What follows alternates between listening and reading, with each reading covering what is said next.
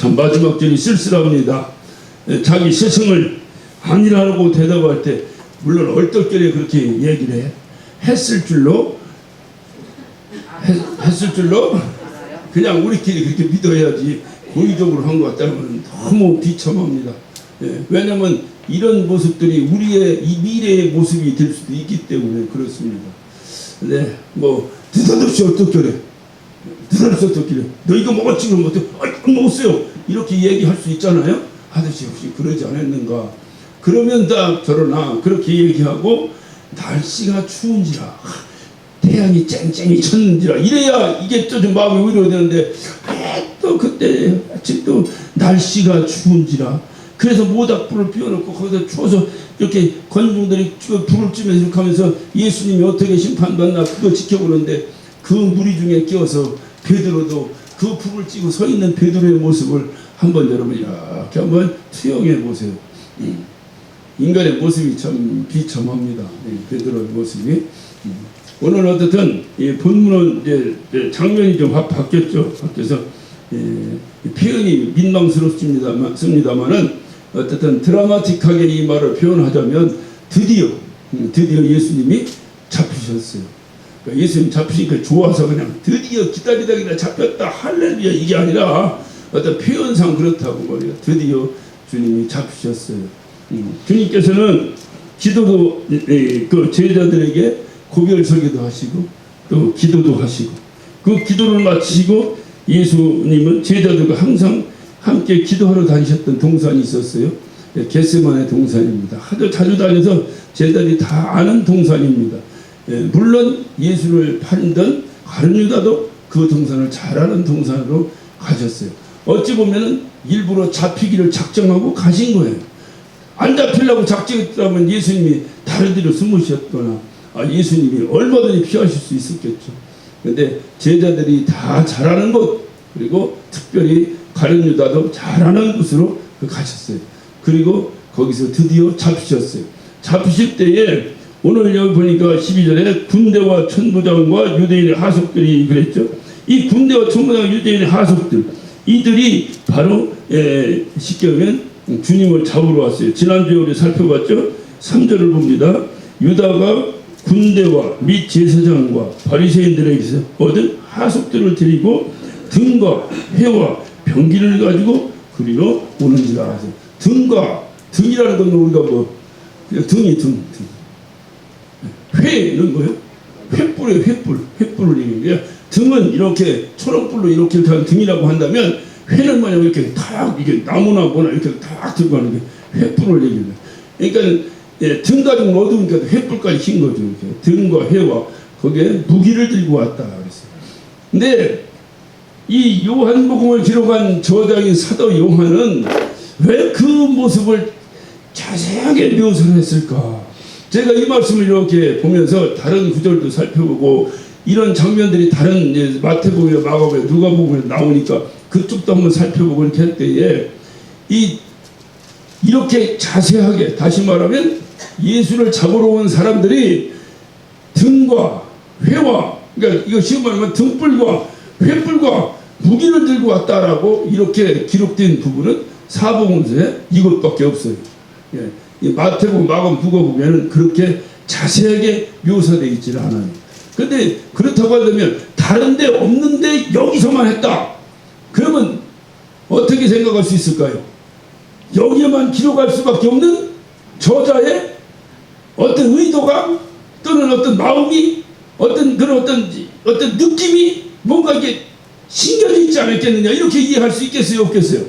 있겠죠. 그러면 요한은 다른 데 기록되지 않는데 굳이 본인만 등불과 횃불과 무기를 들고 왔다라고 기록한 의도가 무엇일까? 성경에 나오지 않아요. 유추해야 됩니다. 이런 걸 유추해보는 거예요. 그런데 전혀 터무니없이 유추해버리면 이건 이제 이러다가 이제 이단된 거예요. 근데 성경의 흐름상 안에서 우리가 유추를 해보자 이 말이에요. 왜 다른 데서는 기록이 안 됐는데 사도 요한은 유독이 그것을 강조해서 기록했을까? 왜 예수님을 잡으러 오는데 예수님과 함께 기도하러 가려고 예수님이 가자 가룟 유다는 이미 도망갔습니다. 그래서 이미 이제 예수를 팔려고 은 30냥을 주머니에 챙겨놓고 지금 여기서 대제사장들 하석들 군대들을 데리고 지금 예수님을 잡으러 오는 거예요. 근데 나머지 11제자는 예수님과 함께 가자 하니까 기드론 골짜기를 통과해서 동산으로 올라갔어요. 겟세마네 동산 기도하던, 항상 평소에 기도하던 동산으로 올라갔어요. 등불 들고 갔어요, 안 갔어요? 그들은 등불을 들었다는 기록이 없어요.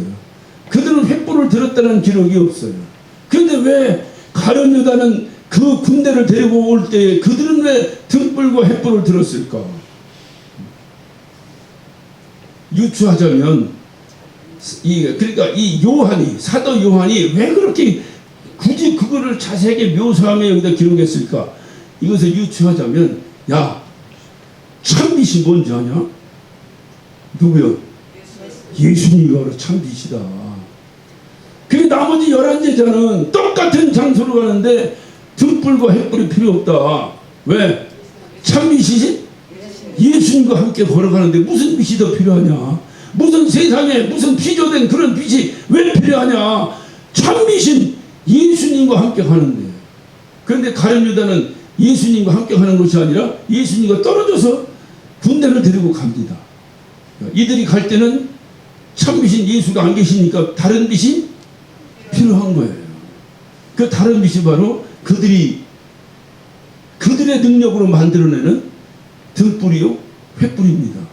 이것을 비교평가하고 이것을 강조하기 위해서 사도 요한이 이렇게 기록하지 않았겠는가 하는 생각을 해봤습니다. 우리가 인생을 살면서도 주님과 함께하면 아무런 문제가 없어요. 왜 우리가 인간적인 방법을 동원할까요? 주님이 안 계시니까. 주님이 안 계시면 주님을 대신해야 될 뭐가 필요해? 인간적인 방법이 필요한 거예요. 방법이 필요한 거예요. 그것이 가장 크게 이제 지적받는다면 그것이 우상이죠. 예수님이 계신데 우상이 필요 안 필요해? 안 필요한 거야. 근데 예수님이 안 계시니까 우상이 예수님을 대체해야 될, 대용해야 될 우상이 필요한 거예요. 필요한 거예요. 그러니까 우상 숭배하지 마라 라고 하는 건 다른 말로 표현하면 어떻게 표현하면 되겠어요? 항상 예수님과 함께하라. 항상 예수님과 함께하라. 이렇게 표현할 수가 있는 거죠. 그러니까 예수님이 계시면 아무런 다른 인간적인 방법이 필요 없는 거예요. 우리의 신앙생활도 그래요. 교회를 운영하는 방법도 그래요. 또는 가정을 운영하는 방법도 그래요. 우리가 이 세상 살아가는 것도 그래요. 주님과 함께하면 다른 인간적 방법은 필요가 없어요. 그것이 신앙생활이에요. 그것이. 그런데 이제 어떤 사람들은 그러세요. 아이, 교회를 다니더라도 그래도 이게 그렇게 하면 안 된다니까요. 이런 사람도 있어요, 없어요? 있잖아요. 아, 다른 사람이 내가 그렇게 했잖아. 뭐 다른 사람 봐. 내가 그렇게 하잖아. 그러니까 그 사람은 그러면 오늘 이 말씀을 딱 빗어서 얘기한다면 예수님과 함께하는 사람이요? 아니요. 자기가 예수님과 함께하는 것처럼 착각하고 사는 사람이지 않겠는가? 아니면 예수님의 능력을 너무 과소평가하는 것이 아닌가? 잘 믿지 못하는 거지. 이분이 하나님의 아들이라는 걸 잘 좀 능력은 있긴 있는데 그래도 뭐 여기까지야 뭐 이렇게 이러지 않겠는가? 이래서 우리의 믿음이 흔들리는 거예요. 저는 이 사도 요한의 마음을 제가 한번 이렇게 이입을 시켜보고 밤새 혼자 이렇게 묵상을 한번 해봤어요. 아, 이 사도 요한 때도 많은 사람들이 하나님 믿는다 하면서도 여전히 자기 인간적인 방법을 버리지 못하고 여전히 그것을 병행하는 편이에요. 이것을 본 사도 요한의 마음 속에서 이렇게 딱 극명하게 이렇게 표현하지 않았겠는가. 무기를 들었다 그래. 무기를 들었다. 군대가 예수님을 잡으러 오는데 무기 들고 온다. 그거 당연한 거 아니에요? 군인은 뭐 누구 잡으러 안 가도 원래 다니려면 총 메고 가는 거예요. 그게 군인이요. 무기 들고. 그런데 그걸 꼭 사도 요한이 무기를 들고 왔다라고 기록한 이유가 뭘까? 제가 지난주에 살펴본 말씀입니다. 6절을 보면 6절을 보면 예수께서 저에게 내놓으라 하실 때 내놓으라가 아니죠. 발음은 내놓으라 이것도 아니. 나다 그 말이야. 나다. 니들이 잡으려고 하는 예수가 나다 그 말이죠.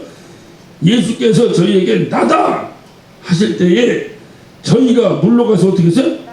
땅에 아니 예수로 잡으러 왔는데 나다 그러면 어떻게 해야 돼? 네 놈이냐 이놈아 하고 팍 때려 잡아야 되는데 어떻게 돼? 물러가서 땅에 엎드려져 버려. 쉽게 얘기하면 고꾸라져 나다 하는 순간에 벌렁 나다 고꾸라져 버렸다 그 말이에요. 이들의 손에 뭐가 들려 있었는데? 에? 뭐가 들려 있었어요? 아 여기서 횃불이라고 하면 그건 다 이미 지나간 얘기고 이제 무기 얘기하잖아. 뭐가 들려 있었어요? 무기가 들려 있었잖아요. 무기가 들려 있었는데 예수님이 나다 하는 순간에 나가 고꾸라졌어. 그러면 나다 하는 그분이 더 센 무기요? 그들이 들고 온 무기가 더 센 무기요? 예? 예수님이 더 센 무기요? 그러니까 예수님이 더 센 무기예요. 우리의 능력이에요. 우리의 능력. 예수님이 우리의 능력이라고요. 그분과 함께하면 굳이 무기가 필요 없어. 그분이 최신이신 무기야. 어떤 무기를 가져와도 이들이 만약에 미사일을 들고 왔어. 예수님을 잡으려고. 예를 들어서 그래도 미사일보다도 누가 더 큰 무기요? 예수님이 더 큰 무기야. 나다 이놈아 하는 순간에 미사일 들고 벌렁 나 자빠지는 거야. 여기서 이제 미스터리가 하나 나와요. 그럼 이렇게 약한 이들에게 이렇게 강력한 힘을 가진 예수님이 왜 잡히셨을까?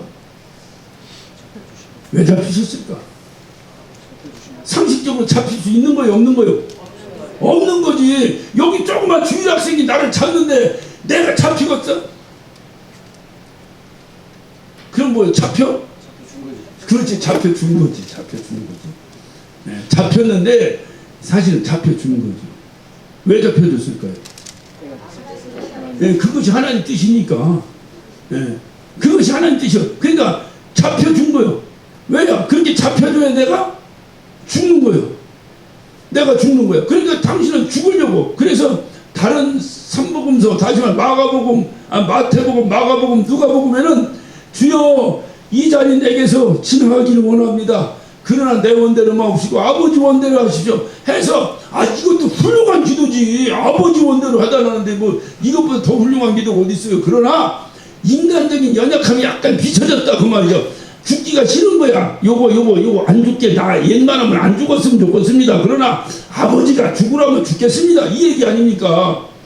그런데 이 요한복음에 와서는 그런 내용이 있다고 없다고? 없다니까요. 그러니까 사도 요한의 눈에는 강력한 예수님을 기록한 거예요. 이게 인간적인 이게 아니라 하나님의 아들이다. 이 사람은 하나님이다. 우리의 구세주다. 이것을 강력하게 표현하려고. 그래서 이런 뭐라고 말해요? 지난주에 우리가 봤던 또 11절 마지막 절을 보면 예수께서 베드로더러 이르시되 검을 집에 꽂으라. 아버지께서 주신 자를 내가 마시지 않겠느냐. 하나님 이 잔 좀 내게서 좀 지나갔으면 좋겠습니다. 이렇게 기도하셨던 그 마태복음, 마가복음, 누가복음의 주님이 요한복음에 뭐라고 기록돼 있어요? 이 잔이 피하기를 원하는 거예요? 아니면 마시기를 원하는 거예요? 마시기를 원한다. 아버지가 마시라는데 누가 그거를 거역하고 안 마시냐? 나는 당당하게 마시겠다 그 말이에요. 그 전혀 뉘앙스가 다른 거야. 그러니까 이 사복음서를 기록한 이 사도 요한은 예수님의 그 마이티, 다시 말해 강력한 능력의 하나님이라는 것을 강조하고 있는 거예요. 그래서 요한복음이 중요합니다. 이거를 강조해요. 강력하게. 내가 바로 나는 뭐 이렇게 죽음이 아니 사람으로 얘기하면 죽음을 두려워하지 않는 사람이 어디 있겠어요. 근데 주님은 그렇지 않고 강력하게. 그러니까 주님은 뭐냐? 당당하게 내가 나다 이놈아 하니까 나가 떨어진 저런 나약하고 저런 현찮은. 그러면 이들이 워낙에 현찮은 거요. 워낙에 간덩이가 요만해가지고 놀래서 나가 떨어진 거요. 아니면 주님의 막강한 그 어떤 파워풀한 능력 때문에 나가 떨어진 거요. 예? 어느 거요? 안 봤어. 나도 안 봤어. 그러니까 몰라. 그래 나 얘기해봐요. 어느 거요? 주님의 능력이지. 아니 주님을 잡으러 가는 사람이 비리비리한 사람이 가꿨어요. 예?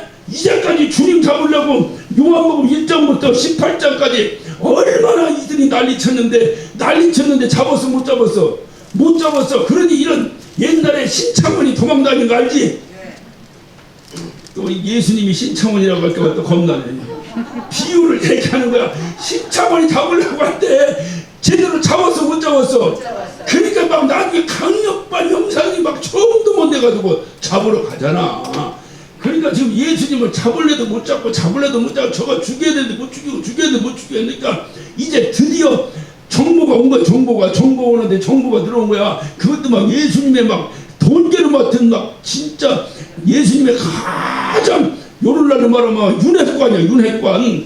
아니 윤회관이 와서 꼬지는 거야. 야 오늘 저녁에 예수님 어디 오니까 잡으러 가라. 그랬더니 얼마나 뭐하니 막 30냥을 줘버렸다니까.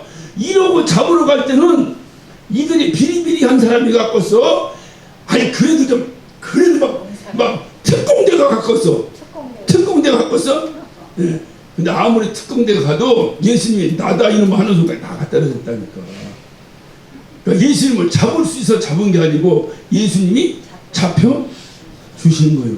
그래서 여러분 이 10장 한번 요한복음 10장 10장 18절 한번 우리 다 같이 한번 읽어봅시다. 10장 18절 시작. 내게서 빼앗은 자가 있는 것이 아니라 내가 스스로 버리노라. 나는 버릴 권세도 있고 다시 얻을 권세도 있느니라. 자, 그러니까 주님은 오늘 여기서 자기가 버릴 권세로 버린 거지 내가 부족하고 현찮아서 저들에게 힘에 눌려서 잡혀간 것이 아니다 그 말이에요. 아니다.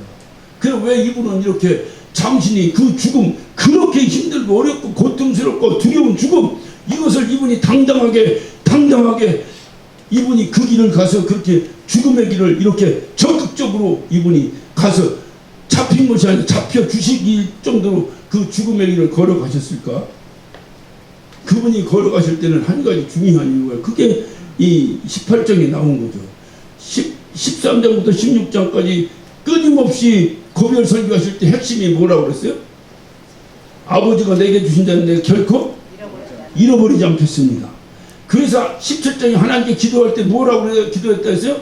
하나님 당신이 내게 준 자 절대 잊어버리지 않을 테니까 나에게 힘 주세요라고 기도했다 이 말이에요. 그리고 어떤 방법으로 잃어버리지 않는가? 그 방법론이 오늘 18장에 기록되어 있다고 그랬어요.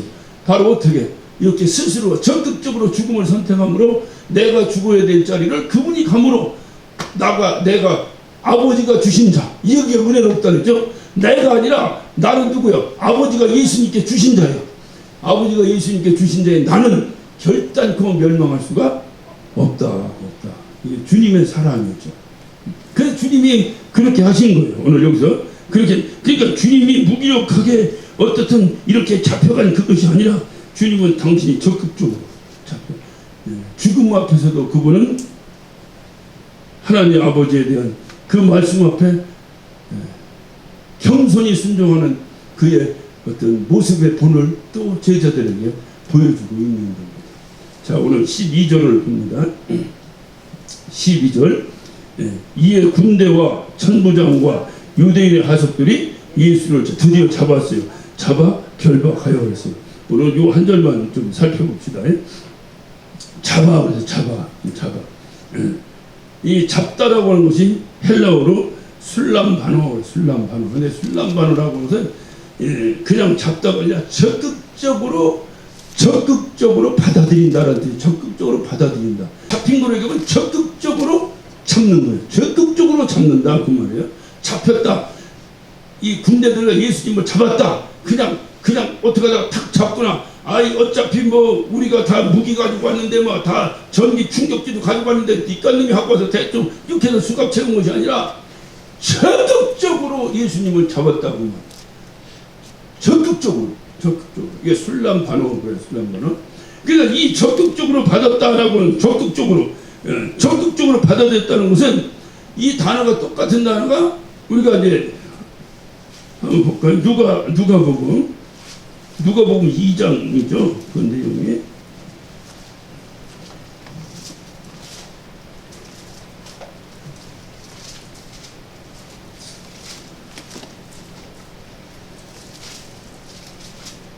누가복음 2장에 보면 자 5절을 한번 볼까요? 5절 이제 요셉이 이제 마리아하고 정혼을 했습니다. 정혼하고 이제 그 호적 등재로 왔을 때 얘기죠. 5절을 봅니다. 그 정혼한 마리아와 함께 호적하러 올라가니 마리아가 이미 뭐요? 잉태되었다니까 이미 그 호적을 정리하러 가는데 마리아 뱃속에 누가 잉태된 거예요? 예수님이 잉태된 거예요. 요 잉태되다가 술람반업입니다. 그러니까 그냥 어떡하려고 하고 들려고 이게 아니라 적극적으로 예수를 끌어안았다 그 말이에요. 이게 임시예요. 잉태되는 거예요. 잉태되는 거예요. 그러니까 우리가 이게 아기를 내가 아버지가 그냥 한참 젊은 목사가 나를 시험 들게 했어. 어떻게 시험 들게 했냐? 목사님 왜? 아기를 본 사진 하나 보여줘. 보니까 애기 그 뱃속에 있는 애기 그 뭐라 그래 그 초음파 사진이야. 뭔 사진이야? 아유 우리 며느리가 임신했어요.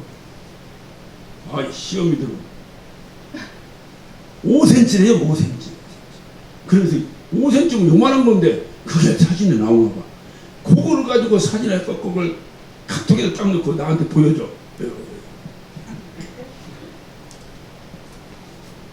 그게 아무것도 아닌 것 같은데 그 며느리 다시 그 아기 엄마는 이 아이를 어떻게 했다고? 대충 아이 어떻게 하나 생겼네. 아 대충 이게 아니라 적극적으로 그 아이의 잉태를 받아들였다 이 말이에요. 이 적극적으로 받아들이는 게 뭐냐? 이 아이는 잉태되는 순간부터 그의 모친이 그를 적극적으로 받아들인 거예요. 그래서 10달 동안 뱃속에 들어가 있는 동안에 대충해야 이 엄마가 모든 삶과 생각과 생활 습관이 다 아기 중심으로 바뀌어.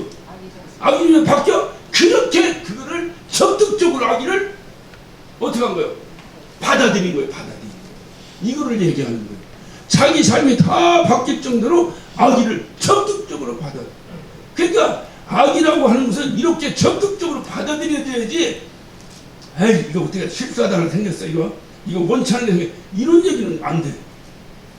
그 아기가 만약에 그렇게 생각을 하고 뱃속에 10달 늦은다면 요즘 과학적으로 증명이 되잖아요. 아기가 이 안에서 10달 동안 자라는 동안에 육체만 자라는 것이 아니라 이 인격 형성이 된다는 거예요. 그래서 오늘날 그 젊은 아기 엄마들이 뱃속에 아기 넣어놓고 뭐 합니까? 태교하잖아. 태교 그거 아무것도 아닌 걸 가지고 뭐하다가 태교해. 그러니까 막 이왕이면 옛날에 막 삐빠빠 놀라 뭐 이런 거 듣던 사람이 갑자기 고상한 클래식을 들어가면서 아기에게 영향을 주려고 태교 음악을 듣기도 하고 이왕이면 시어머니 흉도 안 보고 예, 왜냐면 그러면 꼭 그거 담는 거 나온다니까 또 안 보고 막 하면서 그 태교에 전념하는 거야. 그 아기 하나 그 5cm 요만한 놈 하나 때문에 전심전력으로 그 아기에게 매달리는 거예요. 이거를 적극적으로 받아들인다. 지금 이 군대와 이 백부장의 하석들이 예수님을 잡을 때 어떻게 잡았다고? 대충 남들이 요번에 놓쳐버리고 또 언제 못 잡 신청을 잡다가 도망가다 또 1년 고생했잖아. 그러니까 이 잡는데 적극적으로 매달려가지고 예수님을 결박했다.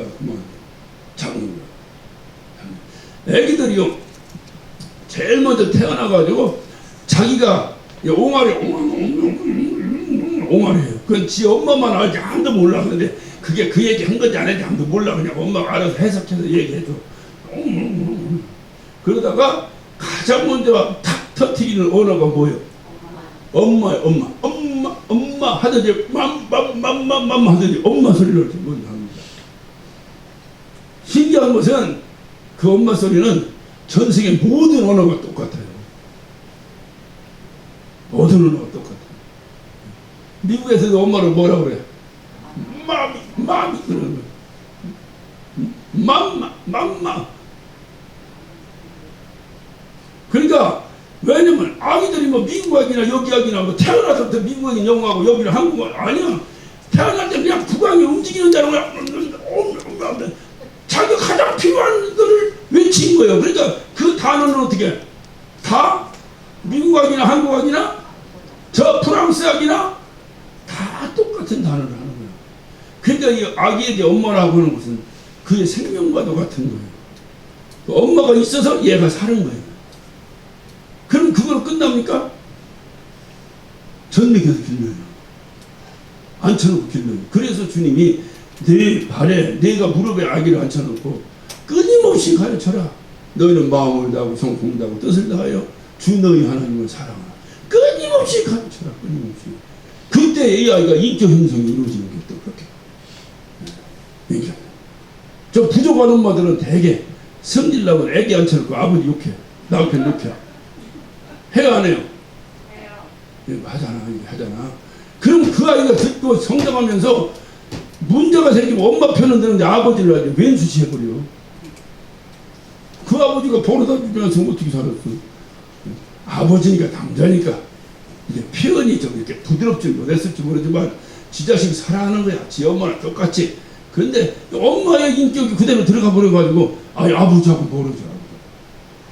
정말로 훌륭한 엄마는 성질나서 단둘이 있을 때 부부싸움을 해도 지 애들 자기 그 아기들 앞에서는 아기들이 아유 아버지는 싫어. 아버지는 날마다 술만 먹고 싫어. 이러면 아버지한테 그렇게 하는 게 아니야. 이렇게 한다니까 이렇게. 그래야 나중에 효도를 받는 거예요. 근데 이게 그게 아니야. 그냥 아주 인격이 부족하면 그냥 앉혀서 그냥 이제 있지 아들한테 말해. 아이고 그냥 저 그냥 지혜비 닮아가지고 그냥 아니 이러면 우리 아버지 나쁜 사람이고 우리 엄마는 태어나서 또 엄마한테 종속됐으니까 엄마는 좋은 사람이고 나쁜 사람이고 이렇게 돼버리니까 나중에 커가면서 아버지하고 갈등이 있어 없어. 아버지하고 갈등하는 애들 어디서 다 아버지하고 갈등하지. 그러니까 이렇게 하면은 이게 이제 인격 형성에 또 어려웁니다. 나중에 아버지 죽고 나면 아이고 우리 아버지가 최고라고 그때 생각해. 그러니까 죽어야 돼요. 그러니까 그렇게 엄마는 그 아기를 정말 엄마가 그렇게 아기에게 젖을 물리고 젖 물리고 끝납니까? 또 이유식 먹여야지. 이유식 먹고 끝납니까? 제 조카가 있어요. 조카가 있는데 계속 말랐더라고. 아기를 하나 안고 지난번에 집안에 뭔 일이 만났는데 그래서 나는 내 생각에 어린 것이 애 낳고 애 기르느라고 힘들어서 이렇게 쫙 말랐겠지 이렇게 생각했어요. 그렇죠. 근데 지 엄마 이제 우리 누이가 얘기해. 저는 아주 애를 지는데 아주 편하네. 뭐가 유난한데?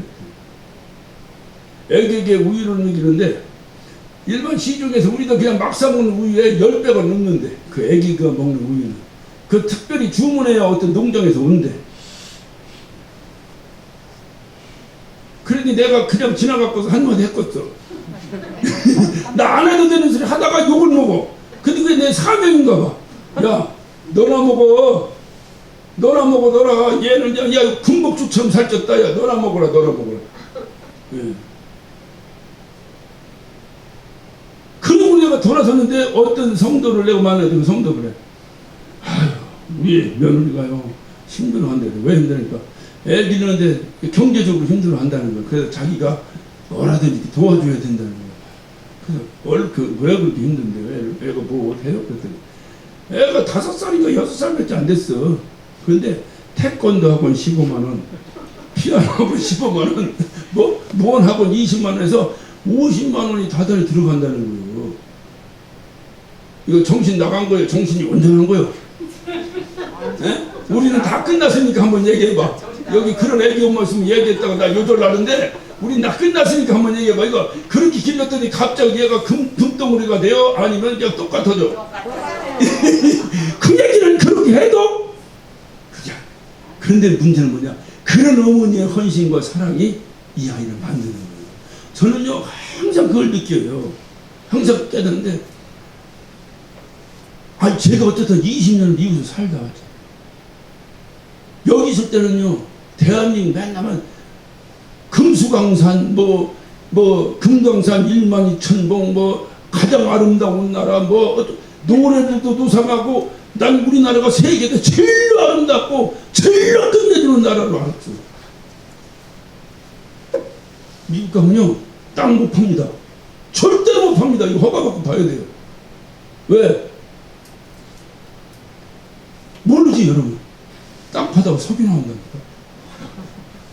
그런 나라에서 살으니까 세계 최고 부자로 사는 거야. 그런다고요. 우리 처남이 화가인데 저 광화문 옆에 그 대통령 그 청와대 있는 그 앞에 그 전시관에서 미술 전시회를 한다고 오라고 갔어요. 오라고 갔는데 거기서 이렇게 미술 전시회를 하더라고. 전시회를 하는데 내가 가만히 가서 봤어. 이렇게 봤어. 보면서 야 이거 뭐 거기서 그 그림의 그 어떤 내용이 어떤 섬에 가서 자기가 뭐 한 달 동안 대학 교수인데 이제 교수니까 미술 교수니까 다른 교수들은 논문 쓰고 책 내고 해야 되는데 미술 교수는 1년에 연구비가 나온다네. 돈이 또. 그래서 안 하면 안 되는데 연구비를 받아가지고 그림을 그려서 이렇게 뭐 책도 내기도 하고 그 전시회도 해야 되는데 그래서 그거 하는 거예요. 그래서 내가 그걸 보는데 멋있게 그렸지. 내가 보기도 아름답게 그려. 화가니까 잘 그렸어요. 근데 그렇게 아름다운 섬은 미국에 오면 수두룩 기가 막힙니다. 아름다운 섬. 제주도 무지하게 아름답다고 하는데 여러분 하와이 안 가봤죠? 여기 있으니까 무지하게 아름답고 끝내주는 거야. 그렇게 속았어. 그런데 그렇게 비춰보면 한국은 너무너무 가진 게 없어. 큰 대륙에 사는 것도 아니고 대륙 끝에 조금 나온 반도에 사는데 반도도 그것도 반동에 떡 잘라져가지고 섬도 아닌 섬처럼 떨어져서 이렇게 살고 밑에는 또 그냥 뭐 이런 거 살고 위에는 해관달 전쟁이 지어져 살아. 땅을 파니 석유가 한 방울 나오나 뭐가 나오나 아무것도 없어 한국은. 그런데 이 나라가 세계 선진국 10위 안에 들어있어요. 사람들은 믿음 있는 사람은 그렇게 말합니다. 하나님의 은혜라고 얘기해요. 정확하게 얘기해야 됩니다. 궁극적으로 근본은 하나님의 은혜가 없이 우리가 어떻게 살겠어요. 그런데 정확하게 다시 한번 짚어보면 어머니들의 은혜예요. 어머니들이 자식을 그렇게 귀하게 길러놨기 때문에 한국 엄마처럼 자식을 그렇게 기르는 엄마는 내가 그렇게 많이 못 봤어. 뭐 어느 엄마는 자식을 뭐 함부로 기르겠어요. 그런데 한국 엄마처럼 그렇게 걱정맞게 자식을 기르는 엄마는 내가 거의 못 봤다니까. 그렇게 길러놨기 때문에 한국의 자원은 뭐냐? 지하 자원이 아니요. 사람이 자원이에요. 사람이. 이 똑똑한 자식들을 만들어 놔가지고 얼마나 똑똑한지 몰라. 막 교회에서도 뭐 얼마나 똑똑해. 요즘 젊은 애들 교회도 옛날 우리 때 헤리리 하니 무조건 할렐루야 아멘하고 다닐 때고 달라. 이 똑똑한 애들이 다른 데서 못 알아보고 갔다가 다 받아다가 여기서 다 만들어 버리는 거야. 중국이 한국을 함부로 못해. 중요한 이유가 뭐냐? 한국의 반도체를 가져가거든요. 한국의 반도체 중국이 안 보내면 중국은 샷다운 돼버립니다. 그런데 한번 못하는 거야. 언제 우리나라가 그렇게 됐어? 옛날 맨날 피플에 원조해주세요 원조해서 다니던 나라가 이렇게 된 거야. 이거 누가 이렇게 만든 거야? 에? 어머니들이 만든 거야. 어머니들이 만든 거야. 아버지 네가 하라고 그건 좀 양심에 걸리고 어머니들이 한 거야. 아버지는 말이야. 아버지 혼자 살면 저 술 먹고 다니고 아버지 애들 잘 못해. 근데 어머니들이 한 거야. 광주리를 이고 다니더라도 내가 내 새끼 책임지는 우리 어머니들. 왜 제가 이 말씀을 계속 강조할까요? 이 어머니가 아기를 잉태하듯이 접근한 거야. 내 자식에게는 접근한 거야. 아주 적극적으로 접근한 거야. 떨어질래야 떨어질 수 없이 접근해버린 거야. 이 접근이 오늘 이 제자들이 뭡니까? 이 천부장이나 유대인들 하석들이 잡았다라고 하는 단어의 술람반어가 여기에서 나오는 것이다. 그 말이에요. 술람반어. 근데 자 봐요. 여기서 중요한 것은 똑같이 술람반어인데 똑같이 예수께 접근했는데 똑같이 접근했잖아요. 제사장의 하석들, 군대들도 똑같이 예수님께 술람반으로 접근했습니다. 적극적으로 접근했습니다. 마리아도 예수님 잉태했어요. 적극적으로 접근했습니다. 똑같이 적극적으로 접근했는데 이 군대나 이 제사장들의 하석들의 접근은 접근하면 접근할수록 예수님과 멀어집니다. 접근하면 접근할수록 예수님과 멀어집니다. 그런데 마리아의 접근은 접근하면 접근할수록 예수님과 뗄래야 뗄 수 없는 관계로 변해버립니다. 제사장과 하석들이 예수님께 접근했습니다. 접근할수록 멀어집니다. 그 결과 예수를 죽이는 결과를 갖습니다. 그런데 마리아는 예수님께 접근하고 접근했습니다. 접근한 결과 생명을 이 땅에 탄생시켰습니다. 예수님을 살려냈습니다. 여러분은 어떤 접근을 원하십니까? 예수님께 접근하는데 이 군대와 대제사장의 하석들이 예수님께 접근하듯 그런 접근을 원합니까? 아니면 마리아가 예수님께 접근하듯 이런 접근을 원합니까? 어느 걸 원합니까? 네?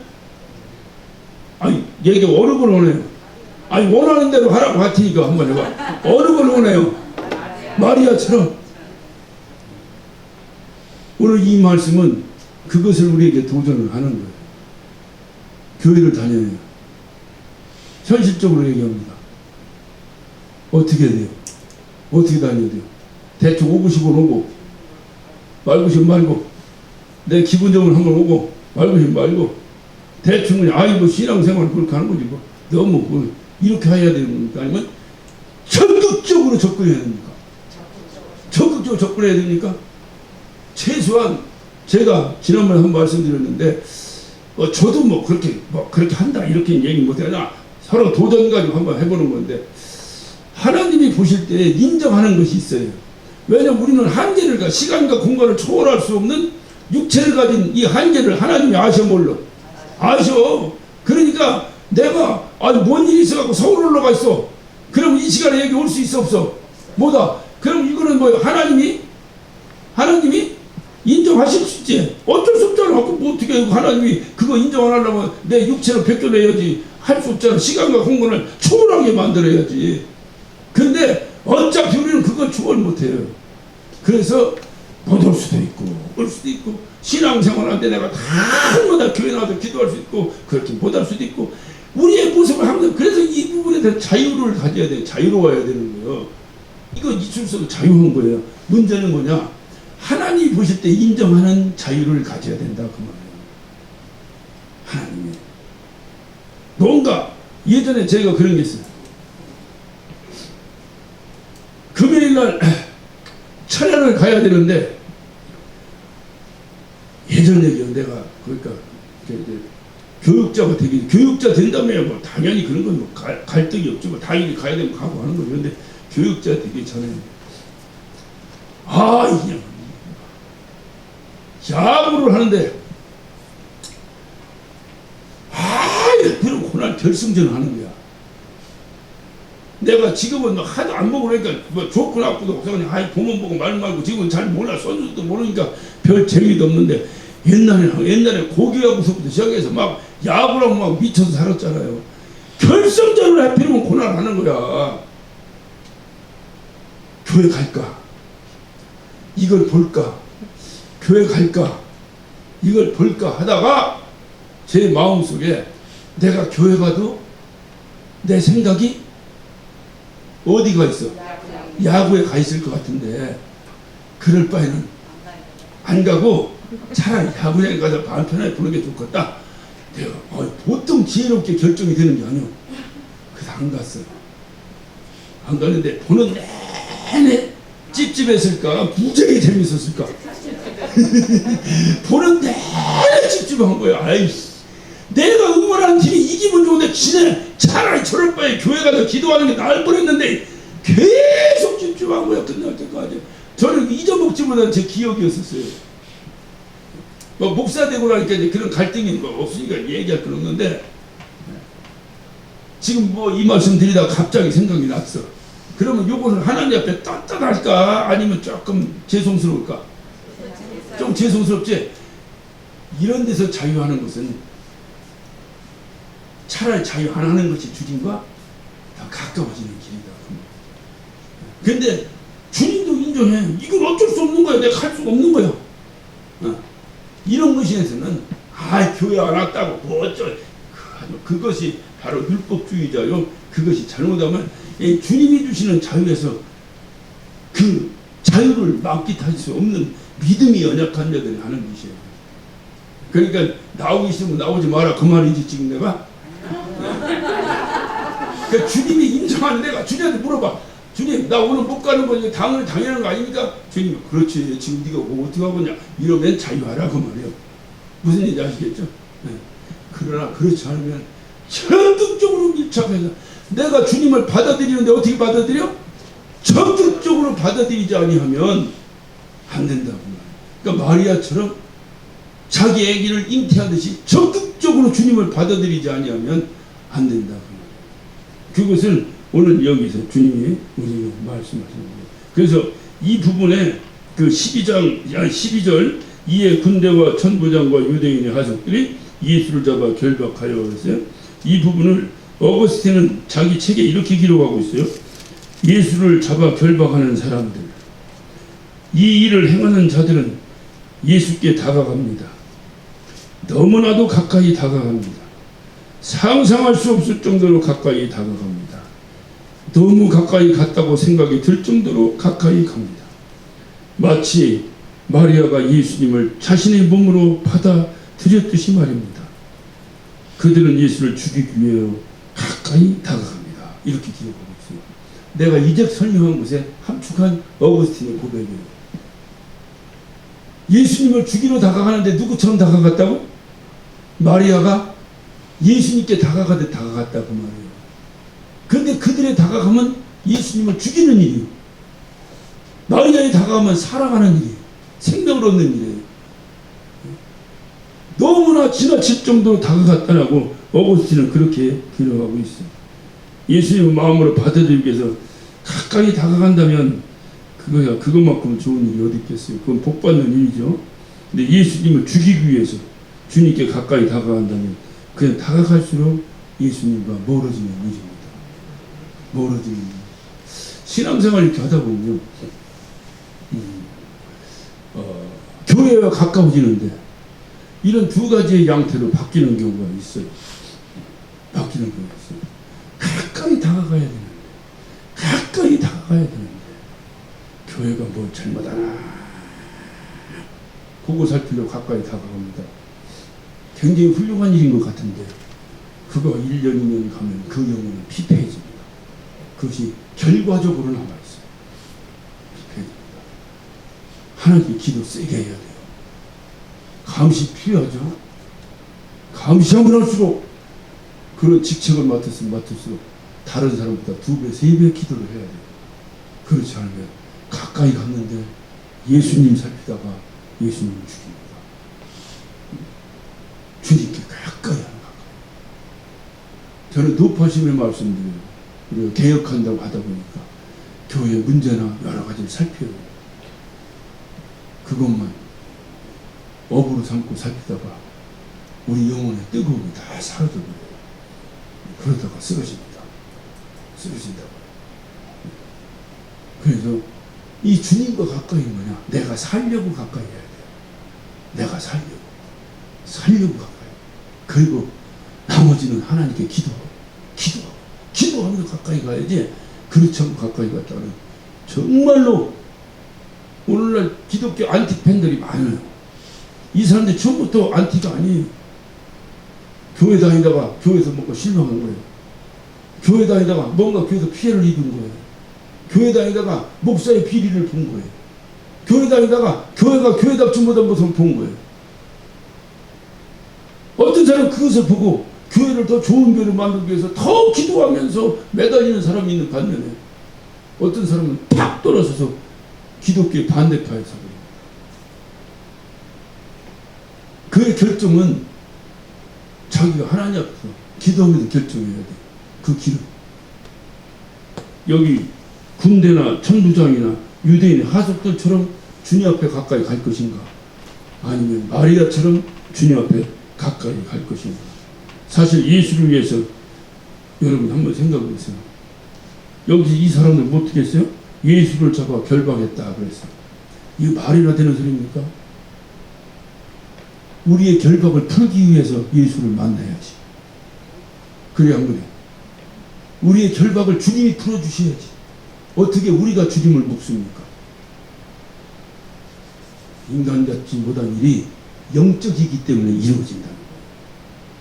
그래서 기도하고 절권해야 돼요.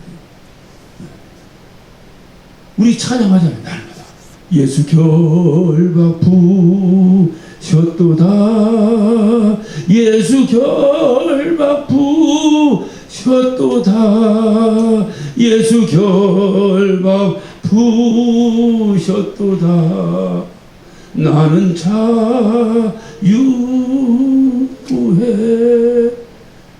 언제부턴가 이런 찬양 안 불러요. 자유하다고 생각하는 것 같아요. 주님이 나의 결박을 풀어주는 순간 그때 받았던 은혜를 한번 생각해 보세요. 그분이 내 결박을 풀어야지. 그래서 내 결박 풀어달라고, 내 결박을 풀어달라고 주님께 적극적으로 결박해야지. 예, 접근해야지. 어떻게 주님을 결박하려고 접근합니까? 우리는 우리의 결박을 풀기 위해서 주님께 접근합니다. 이런 접근이 우리의 생명을 살려낸다 그 말이에요. 그래서 우리도 그 기쁨을 맛보고 우리의 결박이 주님으로부터 풀린 그 기쁨을 맛보는 거예요. 그래서 우리는 결박하는 사람이 아니라 나를 결박하고 있는 것들을 풀기 위해 풀림받아야 될 사람이지 내가 누구를 결박하는 존재가 아니다. 우리를 묶고 있는 결박을 풀기 위해서 주님께 적극적으로 접근하는 저와 여러분 되시기를 예수 이름으로 축원합니다. 저도 마찬가지, 여러분도 마찬가지. 기도하십시오.